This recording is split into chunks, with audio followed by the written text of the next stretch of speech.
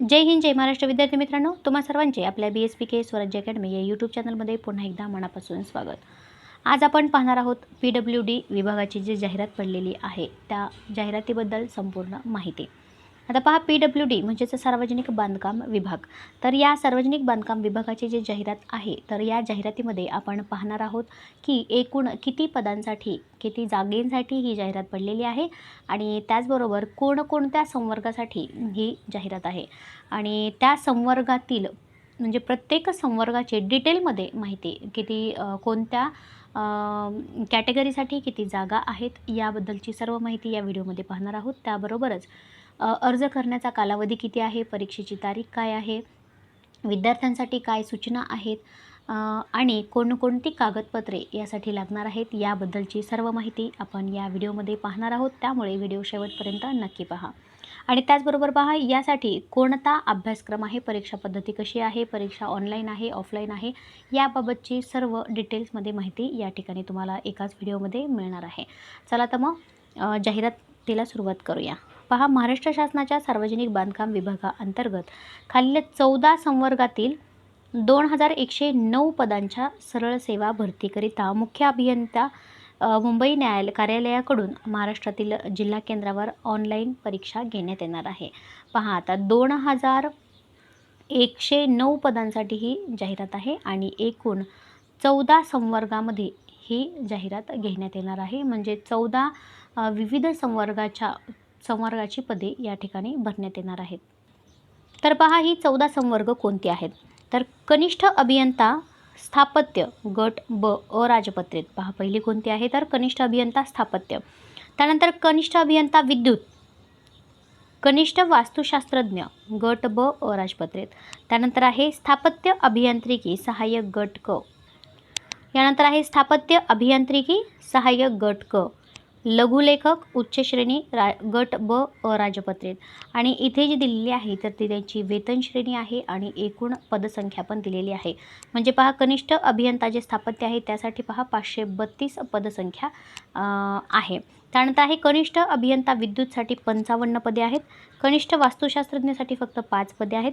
यानंतर पहा, स्थापत्य अभियांत्रिकी सहाय्यक गट क ही जी आहे ती 1378 जागा आहेत आणि सर्वाधिक पदसंख्या या संवर्गासाठी आलेली आहे, स्थापत्य अभियांत्रिकी सहाय्यक गट क.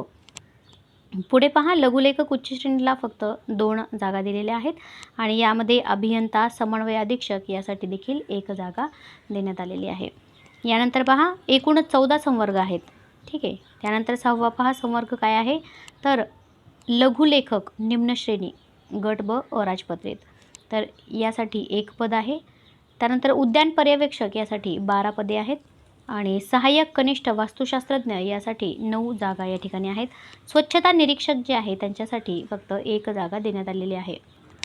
यानंतर पहा, वरिष्ठ लिपिक जे आहे PWD मधले वरिष्ठ लिपिक, मग यांच्यासाठी आता पहा, विविध विभागामध्ये वेगवेगळ्या जागा आहेत. औरंगाबादमध्ये 13 जागा, नांदेडमध्ये 1 जागा, नागपूरमध्ये 10 जागा, त्यानंतर पुणे विभागामध्ये 2 जागा आहेत आणि अधीक्षक अभियंता नांदेड प्रादेशिक विद्युत मंडळ यासाठी 1 जागा आहे. प्रयोगशाळा सहाय्यक गट क यामध्ये देखील त्याचप्रमाणे आहे. नवी मुंबई, पुणे म्हणजे विभागानुसार विविध जागा आहेत. पहा, या ठिकाणी किती पदे आहेत त्यांची पण संख्या या ठिकाणी देण्यात आलेली आहे.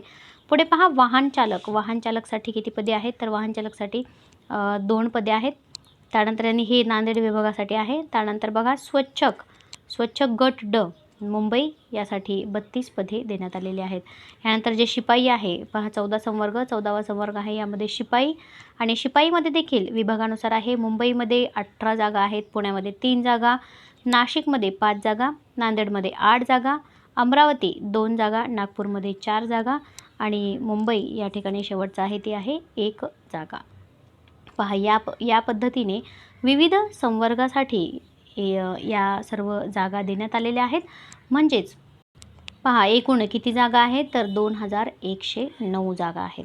पहा, सर्वाधिक जागा तुम्हाला समजलेलंच असेल. सर्वाधिक जागा आहेत स्थापत्य अभियांत्रिकी सहाय्यक गट क 1378 जागा या ठिकाणी आहेत.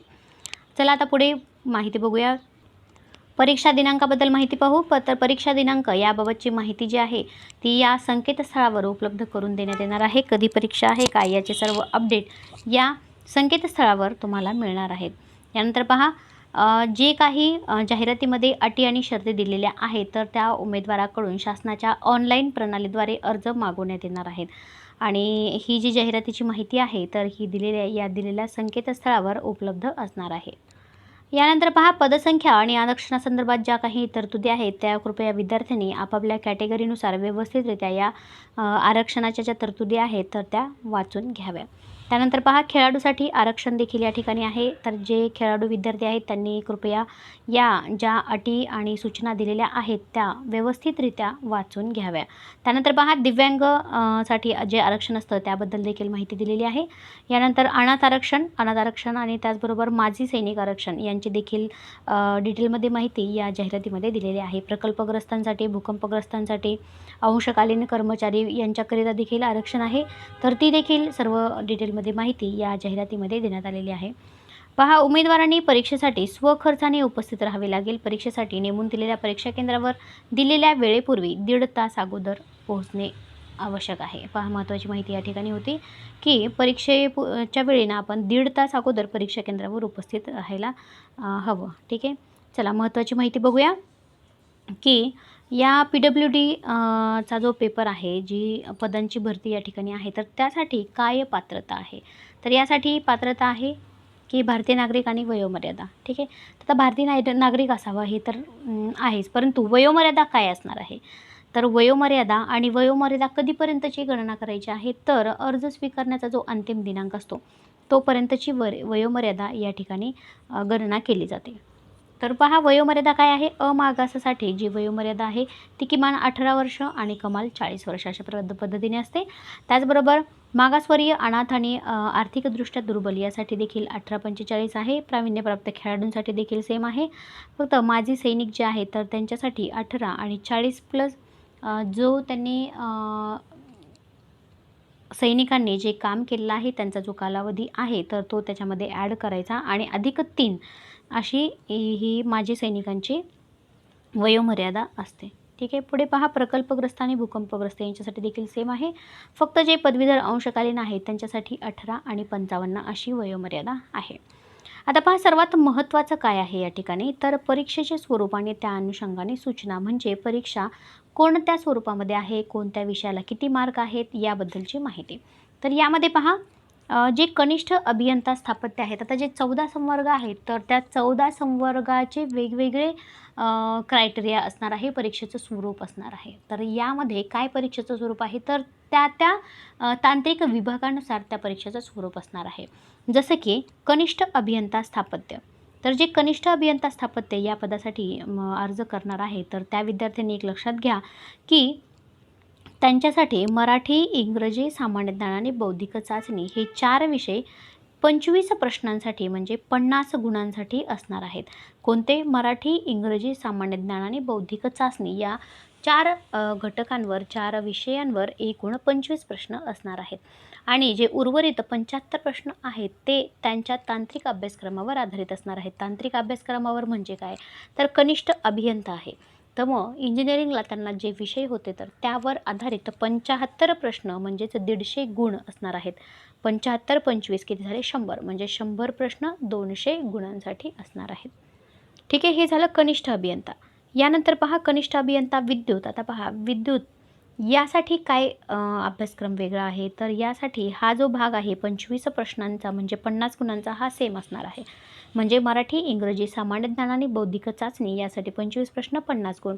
परंतु जे 75 गुण आहेत तर ते त्यांच्या अभ्यासक्रमावर असणार. म्हणजे जे तुम्ही विद्युतला कनिष्ठ अभियंता विद्युत म्हणजे इंजिनिअरिंगला ज्यांचं विद्युत होतं त्यांना त्यांच्या तांत्रिक अभ्यासक्रमावर आधारित 75 प्रश्न 150 गुणांसाठी असणार. म्हणजेच एकूण 100 प्रश्न 200 गुण. ठीक आहे. पुढे पहा, कनिष्ठ वास्तुशास्त्रज्ञ यामध्ये देखील सेम अभ्यासक्रम आहे. मराठी, इंग्रजी, सामान्य ज्ञान, बौद्धिक चाचणी करता 25 प्रश्न आणि तांत्रिक अभ्यासक्रमावर आधारित 75 प्रश्न. त्यानंतर स्थापत्य अभियांत्रिकी सहाय्यक जे आहे त्यांचं देखील सेम आहे. 25 प्रश्न आणि 75 प्रश्न. 25 प्रश्न मराठी, इंग्रजी, सामान्य ज्ञान, बौद्धिक चाचणी आणि तांत्रिक अभ्यासक्रमावर आधारित 75 प्रश्न. ठीक आहे, पुढे पहा. यानंतर आहे लघुलेखक उच्च श्रेणी. आता पहा, लघुलेखक जे आहे यांचा अभ्यासक्रम थोडा वेगळा आहे, परीक्षेचं स्वरूप वेगळं आहे. तर पहा, लघुलेखकसाठी जे कोणी इच्छुक विद्यार्थी आहेत, ज्यांना फॉर्म भरायचा आहे, त्यांनी एक गोष्ट लक्षात ठेवा की यांच्या परीक्षेचं स्वरूप कसं आहे. तर यासाठी आहे तर मराठीसाठी पहा 15 प्रश्न म्हणजे 30 गुण. त्यानंतर इंग्रजीसाठी 15 प्रश्न, सामान्य ज्ञानसाठी 15 प्रश्न आणि बौद्धिक चाचणीसाठी 15 प्रश्न. किती झाले? 60 झाले. बरोबर, 15 चौक 60. आणि म्हणजेच आता पहा 60 प्रश्न आहेत, तर प्रत्येक प्रश्नासाठी किती गुण आहेत? 2. मग आता हे किती गुण झाले? 120. आता 200 गुणांचा पेपर आहे. ठीक आहे, 120 तर झाले, 80 राहिले. मग जे 80 गुण आहेत, म्हणजेच 80 गुण म्हणजे किती? 40 प्रश्न. मग यासाठी व्यावसायिक परीक्षा असणार आहे. म्हणजे जे लघुलेखक उच्च श्रेणी यांचे जे आहे तर यांची एक व्यावसायिक परीक्षा होणार आहे आणि त्यासाठी 80 गुण आहेत. म्हणजे एकूण किती झाले आता हे देखील? 200 गुण. महत्त्वाचं काय आहे या ठिकाणी? तर 15चा पॅटर्न आहे. म्हणजे मराठी, इंग्रजी, गणित, बुद्धिमत्ता आणि सामान्य ज्ञान यासाठी 15-15 गुण असणार आहेत. यानंतर लघुलेखक निम्न श्रेणीचा देखील सेम सिलेबस आहे आणि यामध्ये परीक्षेचा कालावधी पहा किती आहे? 45 मिनिटे आहे फक्त. आणि बाकी होता परीक्षेचा कालावधी 90 मिनिटे म्हणजे 1.5 तास. आता या ठिकाणी 45 मिनिटच का आहे? कारण परीक्षाच किती गुणांची आहे? 120 गुणांची. म्हणजे फक्त 60 प्रश्नांची परीक्षा आहे आणि ही व्यावसायिक परीक्षा आहे ती वेगळी होणार यामध्ये. तर यामध्ये पहा, मराठी 15 गुण, इंग्रजी 15 गुण, सामान्य ज्ञान 15 गुण आणि बौद्धिक चाचणी 15 गुण. ठीक आहे. यानंतर आहे उद्यान पर्यवेक्षक. आता पहा, उद्यान पर्यवेक्षकसाठी देखील परीक्षा आहे आणि यासाठी मराठी, इंग्रजी, सामान्य ज्ञान, बौद्धिक चाचणी यासाठी 25 गुण आणि तांत्रिक अभ्यासक्रमावर आधारित 75 गुण. Same criteria. ठीक आहे. पुढे पहा, सहाय्यक कनिष्ठ वास्तुशास्त्रज्ञ यासाठी देखील जे टेक्निकलचे आहेत, एक लक्षात घ्या, जे टेक्निकलचे पदं आहेत, संवर्ग आहेत, त्यासाठी हाच पॅटर्न आहे 25-75. परंतु जे नॉन टेक्निक आहेत जसं की लघुलेखक यासाठी 15चा पॅटर्न इथे आपल्याला दिसून येतो आहे. पुढे पहा, स्वच्छता निरीक्षक. स्वच्छता निरीक्षकसाठी देखील काय आहे? तर 25-75. बरोबर, स्वच्छता निरीक्षकसाठी देखील 25-75. म्हणजेच सॅनिटरी इन्स्पेक्टर यामध्ये पहा 25 प्रश्न, मराठी, इंग्रजी, सामान्य ज्ञान, बौद्धिक चाचणी आणि तांत्रिक अभ्यासक्रमावर आधारित 75 प्रश्न. इथे पहा, इथे कंसामध्ये एक प्रत्येकी 6 प्रश्न असं लिहिलेलं आहे. म्हणजे मराठी, इंग्रजी, सामान्य ज्ञान आणि बौद्धिक या 4मध्ये प्रत्येकी 6 प्रश्न. मराठीचे 6 प्रश्न, इंग्रजीचे 6 प्रश्न, एखादा इकडे तिकडे, कारण सायन्सचे 24 होते, एकूण 25 प्रश्न आहेत ना. मग एखादा प्रश्न कुठला तरी कोणत्या तरी ह्याच्यातलं लागतील, परंतु प्रत्येकी 6 प्रश्न हे या ठिकाणी येणारच आहेत. वरिष्ठ लिपिक. आता पहा, लिपिकचा काय पॅटर्न आहे? वरिष्ठ लिपिक परीक्षेचा कालावधी किती आहे? परत 90 मिनिटे, 1.5 तास. बरोबर. मग आता यासाठी पहा 25 प्रश्नांचा पॅटर्न फॉलो केला आहे. म्हणजे मराठी 25 प्रश्न, गणित 25 प्रश्न, इंग्रजी 25 प्रश्न, सामान्य ज्ञान 25 प्रश्न, 25 चौक 100 प्रश्न, 200 गुण. म्हणजे आता हा कोणता आहे? तर वरिष्ठ लिपिक. आता पहा, वरिष्ठ लिपिकसाठी किती आहे? 25 गुण. आणि वरती आपण पाहिलं लघुलेखक जे होतं तर त्यासाठी 15 गुणांचा पॅटर्न फॉलो केलेला आहे. ठीक आहे. आता पहा, प्रयोगशाळा सहाय्यक. आता प्रयोगशाळा सहाय्यकसाठी परीक्षेचा कालावधी आहे परत 90 मिनिटे आणि प्रयोगशाळा सहाय्यकसाठी काय परीक्षेचं स्वरूप आहे? तर मराठी, इंग्रजी, सामान्य ज्ञान, बौद्धिक चाचणी यासाठी असणार आहे 40 प्रश्न. म्हणजे प्रत्येकी 10 प्रश्न, एका विषयावर 10 प्रश्न. मराठी 10, इंग्रजी 10, सामान्य ज्ञान 10 प्रश्न आणि बौद्धिक चाचणी 10 प्रश्न. एकूण 40 प्रश्न 80 गुणांसाठी असणार आहेत. मग आता राहिले 60 प्रश्न. तर हे 60 प्रश्न तांत्रिक अभ्यासक्रमावर आधारित, म्हणजेच किती गुणांसाठी? 120 गुणांसाठी. प्रयोगशाळा आहे त्यामुळे इथे कोणते विषय येणार आहे? भौतिकशास्त्र, रसायनशास्त्र, भूविज्ञान किंवा कृषी विषयक असे 4 घटकांवर प्रत्येकी 15 प्रश्न विचारण्यात येणार आहेत. एकूण गुण किती? 100 प्रश्न 200 गुणांसाठी यामध्ये देखील असणार आहेत. यानंतर पहा, कोणता संवर्ग राहिलेला आहे? तर यामध्ये राहिलेला आहे आपलं वाहन चालक. आता पहा, वाहन चालकसाठी देखील जसं लघुलेखकमध्ये होतं की व्यावसायिक गुण हे 80 मार्कांसाठी असणार आहेत, त्याप्रमाणे वाहन चालक देखील व्यावसायिक 80 मार्कासाठी आहे. लेखी परीक्षा किती गुणांची आहे? तर ती आहे 60 प्रश्नांसाठी, म्हणजे 120 गुणांसाठी. आणि यासाठी देखील काय पॅटर्न फॉलो केला आहे? 15 मार्कांचा. मराठी 15, इंग्रजी 15, सामान्य ज्ञान 15 आणि बौद्धिक चाचणी 15. आता जे स्वच्छक आहेत त्यामध्ये देखील मराठी, इंग्रजी, सामान्य ज्ञान आणि बौद्धिक चाचणी 25-25 गुणांसाठी आहे. त्यानंतर शिपायाचं देखील सेम आहे. मराठी, इंग्रजी, सामान्य ज्ञान आणि बौद्धिक चाचणी 25-25 गुणांसाठी या ठिकाणी ठेवण्यात आलेले आहे. चला, परीक्षेचं स्वरूप तर तुम्हाला समजलंच असेल. म्हणजे परीक्षा कशी आहे, ही ऑनलाईन पद्धतीने ही परीक्षा होणार आहे आणि त्याचबरोबर एकूण गुणांच्या किमान 45% गुण प्राप्त करणे आवश्यक राहणार आहे. त्याचबरोबर यामधली सर्वात महत्त्वाची सूचना म्हणजे आता ही परीक्षा ऑनलाईन तर होणारच आहे. एकापेक्षा जास्त सत्र देखील याचे होणार आहेत आणि ह्या परीक्षेचं परीक्षेचं स्वरूप आणि त्याची काठिण्यता तपासण्यात येण्यासाठी त्यांचं समानीकरण होणार आहे. म्हणजे नॉर्मलायझेशन पद्धतीने गुणांक निश्चित करण्यात येणार आहेत आणि निकाल जाहीर करण्यात येणार आहे. तर नॉर्मलायझेशनचं तुम्हाला माहितीच आहे की आता सगळ्याच परीक्षा ऑनलाईन होत आहेत, त्यामुळे नॉर्मलायझेशन हे आता कॉमन झालेलं आहे. सर्वच विद्यार्थ्यांना नॉर्मलायझेशनची माहिती असणारच आहे. पुढे पहा. आता यासाठी कागदपत्रे, प्रमाणपत्र संलग्न काय अपलोड करायचं आहे, काय कागदपत्र लागणार आहेत यांची माहिती पहा. आता यामध्ये कागदपत्रांचा इथे एक तक्ता दिलेला आहे. तर काय कागदपत्र आहेत आणि ही कागदपत्रे कशी अपलोड करायची आहेत पहा. आवश्यक कागदपत्रे PDF फाईल फॉर्मॅटमध्ये अपलोड करायची आहेत आणि जे अर्ज सादर करण्याला लागू असणारे जे काही नियम आहेत ते सर्व फॉलो करणे हे अनिवार्य असणार आहे. आता पहा, यामध्ये काय कागदपत्र, काय प्रमाणपत्र लागणार आहेत.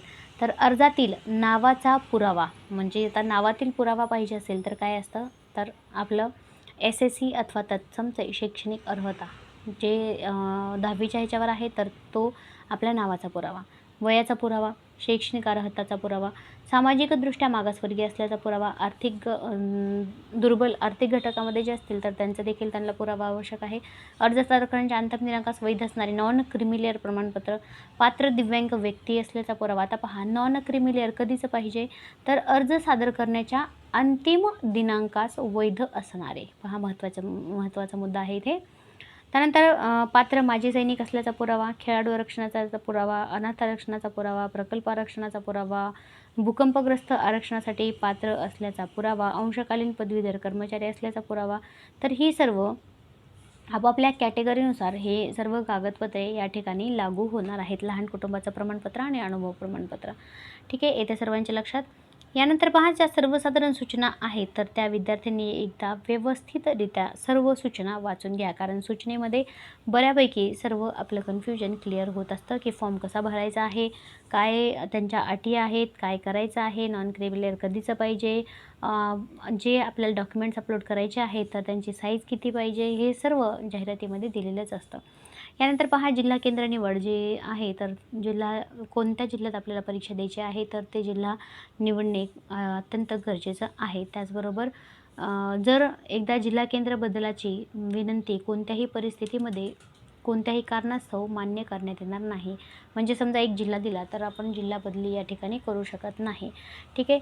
त्याचबरोबर जिल्हा केंद्र निवडीची प्रक्रिया पूर्ण न केल्यास उमेदवाराने अर्जामध्ये दिलेल्या कायमस्वरूपी रहिवास पत्त्याच्या आधारे, आता समजा जर कोणी जिल्ह्याची निवड केली नाही आणि जे काही आपण आपले डॉक्युमेंट्स इथे अपलोड करतो तर त्या डॉक्युमेंट्सच्या त्याच्यावर जो कोणता ॲड्रेस असतो तर त्या ॲड्रेसनुसार तुम्हाला परीक्षेचं केंद्र येणार आहे. यानंतर पहा, परीक्षा शुल्क काय आहे. जे खुला प्रवर्ग आहे तर त्यासाठी परीक्षा शुल्क असणार आहे 1000 रुपये आणि जे मागास प्रवर्ग, आर्थिकदृष्ट्या घटक, अनाथ, दिव्यांग प्रवर्गासाठी 900 रुपये फीस ठेवण्यात आलेली आहे. यानंतर पहा, ऑनलाईन पद्धतीने कशा पद्धतीने तुम्ही फॉर्म भरणार आहात, ऑनलाईन पद्धतीने कसे शुल्क भरणा करणार आहात, तर याबद्दलची सर्व माहिती या ठिकाणी दिलेली आहे. आता पहा, महत्त्वाची माहिती आहे की अर्ज कधीपासून भरायला सुरुवात करायची आहे. तर आजपासून म्हणजेच 16 ऑक्टोबर 2023 पासून अर्ज भरण्यासाठी सुरुवात झालेली आहे आणि हा अर्ज भरायचा आहे 6 नोव्हेंबर 2023 पर्यंत अर्ज भरण्याचा कालावधी देण्यात आलेला आहे. म्हणजेच अर्जाचा कालावधी किती आहे पहा, 16 ऑक्टोबर ते 6 नोव्हेंबर या कालावधीमध्ये अर्ज भरायचा आहे. यानंतर शुल्क भरण्याचं देखील सेम तारीख आहे. पहा, 6 तारखेपर्यंत आपण फॉर्म भरू शकतो आणि 7 तारखेपर्यंत शुल्क भरणा करू शकतो, म्हणजे फी भरू शकतो. यानंतर पहा, परीक्षेचा दिनांक आणि कालावधी या संकेतस्थळावर वेळोवेळी विद्यार्थ्यांपर्यंत पोहोचवण्यात येणार आहे.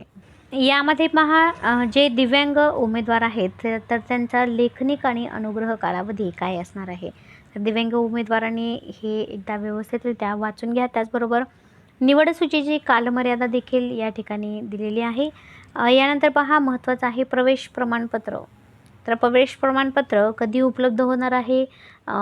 त्याचबरोबर परीक्षेच्या दिनांकापूर्वी 3 दिवस अगोदर प्रवेश प्रमाणपत्र प्राप्त न झाल्यास अर्ज केल्याच्या आवश्यक पुराव्यासह या कार्यालयाकडे ईमेलद्वारे संपर्क साधावा. आता ज्यांनी कोणी फॉर्म भरलेला आहे परंतु प्रवेश परीक्षेचं जे प्रवेशपत्र असतं तेच जर आपल्याला आलं नसेल तर काय करायचं असतं?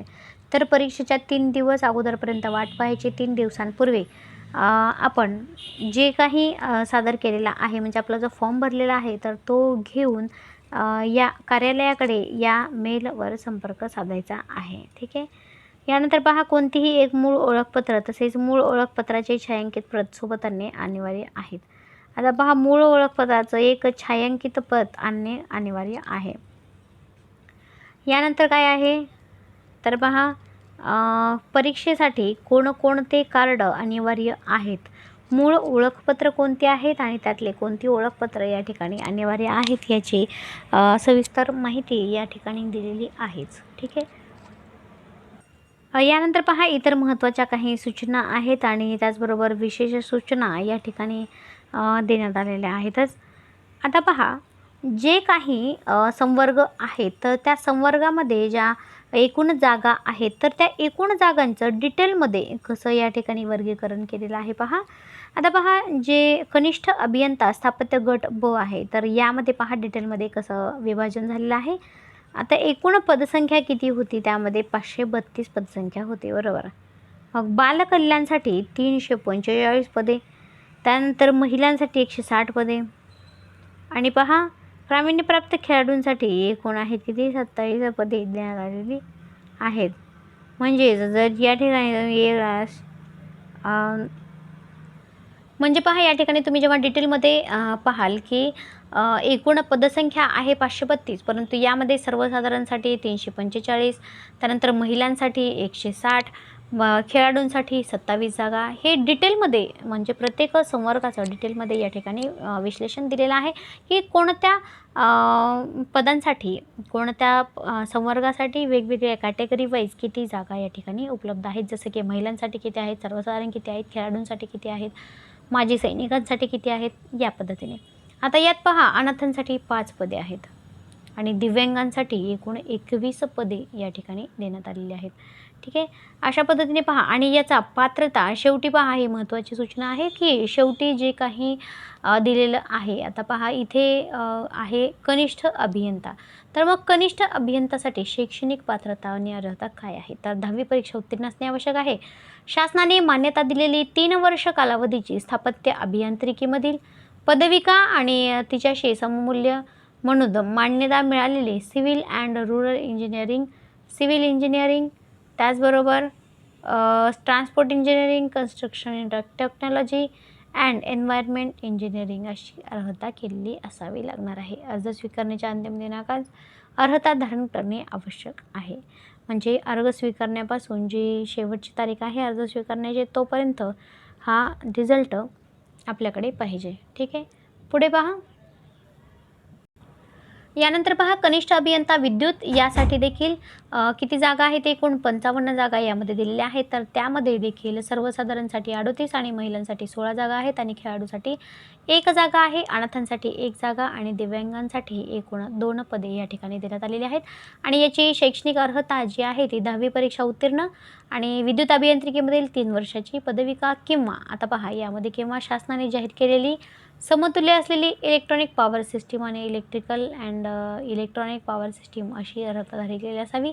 अर्ज स्वीकारण्याच्या अंतिम दिनांकास सदर राहिलेला जो निकाल आहे तो धारण करणे या ठिकाणी आवश्यक आहेच. ठीक आहे.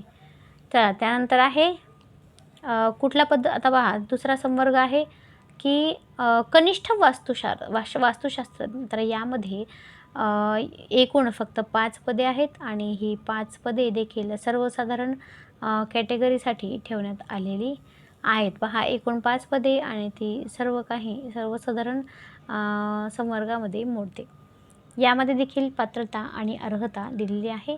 10वी-12वी उत्तीर्ण, मान्यताप्राप्त विद्यापीठाची वास्तुशास्त्राची जी पदवी असते ती धारण केलेली असावी. त्याचबरोबर काउन्सिल ऑफ आर्किटेक्चर नवी दिल्ली यांचा नोंदणीकृत सदस्य असावा. अर्ज स्वीकारण्याच्या अंतिम दिनांकात सदर अर्हता धारण करणे आवश्यक आहे. यानंतर पहा स्थापत्य अभियांत्रिकी सहाय्यक गट क यामध्ये देखील एकूण आता पहा सर्वाधिक जागा या संवर्गासाठीच आहे. तर स्थापत्य अभियांत्रिकी सहाय्यक या पदाबद्दल आपण जरा डिटेलमध्ये माहिती पाहूया. आणि जे इतर संवर्ग आहेत तर त्यांची विद्यार्थ्यांनी जी शैक्षणिक पात्रता आणि अर्हता आहे ती व्यवस्थितरित्या एकदा बघून घ्या. आता पहा जे स्थापत्य अभियांत्रिकी सहाय्यक आहे 1378 जागा आहेत यामध्ये. तर यामध्ये ह्या ज्या जागा आहेत तर या आहेत पहा अराखीव पदे 597, एकूण आरक्षित पदे 781 जागा आणि इमाव इतर मागास प्रवर्ग यासाठी एकूण 234 जागा आहेत. तर यामध्ये सर्वसाधारण 76, महिलांसाठी 70, प्रावीण्यप्राप्त खेळाडूंसाठी 12, माजी सैनिकांसाठी 35 अशा पद्धतीने जागा या ठिकाणी देण्यात आलेल्या आहेत. विद्यार्थ्यांनी व्यवस्थितरित्या ही एकदा बघून घ्या. यानंतर पहा आणि जर हे जाहिरात कुणाकडे नसेल तर कृपया मला कॉमेंट्समध्ये लिहा, मी आपल्याला ही जाहिरात आपल्यापर्यंत पोहोचवू शकेल. ठीक आहे. यानंतर पहा यासाठी पात्रता काय आहे, अर्हता काय आहे. तर 10वी परीक्षा उत्तीर्ण असणे आवश्यक आहे. यानंतर पहा शासनाकडून किंवा शासन मान्यताप्राप्त संस्थेकडून घेण्यात येणारी किमान स्थापत्य अभियांत्रिकी सहाय्यकाची 1 वर्ष मुदतीची पाठ्यक्रम परीक्षा उत्तीर्ण किंवा शासनाने वेळोवेळी समतुल्य म्हणून मान्यता मिळालेली जे आर्किटेक्चरल ड्राफ्ट्समॅन म्हणजे वास्तुशास्त्रीय आरेखक जे आहेत ते तर पाठ्यक्रम उत्तीर्ण असावा किंवा मग कन्स्ट्रक्शन सुपरवायझर म्हणजेच बांधकाम पर्यवेक्षक पाठ्यक्रम देखील उत्तीर्ण असणं आवश्यक असायला हवं. तर या तिन्हीपैकी कोणतीही एक आवश्यक आहे. यानंतर स्थापत्य अभियांत्रिकीमधील पदवीधारक आणि पदव्युत्तर अशी उच्च शैक्षणिक अर्हता प्राप्त असलेले विद्यार्थी त्यासाठी पात्र ठरतात आणि अर्ज स्वीकारण्याच्या अंतिम दिनांकात सदर अर्हता धारण करणे आवश्यक आहे. यानंतर पहा लघुलेखक उच्च श्रेणी यासाठी देखील पात्रता, अर्हता आणि एकूण जागांचं व्यवस्थितरित्या डिस्ट्रीब्युशन दिलेलं आहे. लघुलेखक उच्च श्रेणीचं देखील आहे.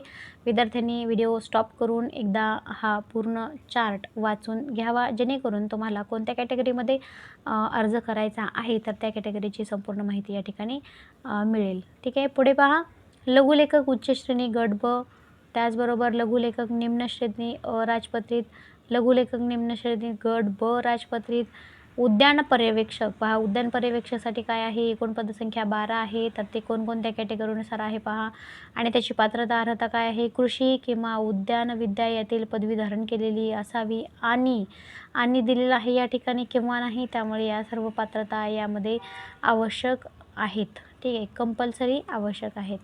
यानंतर पहा स्वच्छता निरीक्षक गट क, स्वच्छता निरीक्षकला काय आहे तर एकच पद आहे आणि यांसाठी पात्रता आणि अर्हता काय आहे बघून घ्या.